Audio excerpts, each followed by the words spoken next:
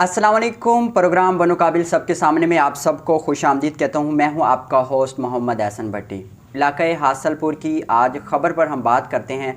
आज की जो ताज़ा तरीन और अफसोसनाक ख़बर है वो ये है कि हासलपुर अड्डा बातलियाँ विहाड़ी रोड पर एक अफसोसनाक वाक़या पेश आया, जहाँ पर एक मुल्तान टाइम था जो कि बहावल नगर से मुल्तान जा रहा था कि अड्डा बातलियाँ के करीब एक रिक्शे के साथ वो बस टकरा गई तेज़ रफ्तारी के बाद, जिसकी वजह से जो रिक्शे का ड्राइवर था वो मौके पर ही जाम बहक हो गया, जिसकी उम्र जो कि तकरीबन 45 साल बताई जा रही है और रिहायशी ओल्ड हासलपुर का है।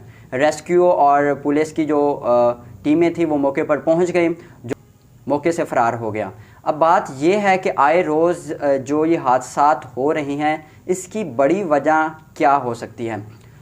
बस का जो ड्राइवर था वो भी मौके से फ़रार हो गया। अब ना तो वो बस उसकी थी, चूँकि बस तो वहीं खड़ी रह गई, ड्राइवर गायब हो गया। जो मालकान हैं अब वो भुगतेंगे इस हवाले से। अब बात ये है कि आए रोज़ जो ये हादसात हो रहे हैं इसकी वजह क्या है। इसकी वजह बहुत सारी हो सकती हैं।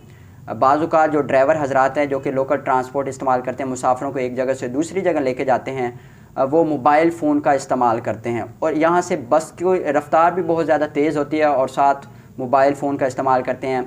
या फिर सिगरेट नोशी ये भी बहुत आम इस्तेमाल करते हैं ड्यूरिंग जर्नी, सफ़र के दौरान। ऐसा नहीं करना चाहिए। मेरी इंतज़ामिया से भी गुजारिश है कि इस तरह के जो वाक़यात होते हैं उस हवाले से आगाही मुहिम चलाई जाए कि जो ड्राइवर हजरात हैं वो जब बसेस चलाते हैं तो मोबाइल फ़ोन का इस्तेमाल करते हैं या सिगरेट नोशी करते हैं, इस पर पाबंदी लगाई जाए, बाकायदा तौर पर उनके लाइसेंस चेक किए जाएँ ताकि इस तरह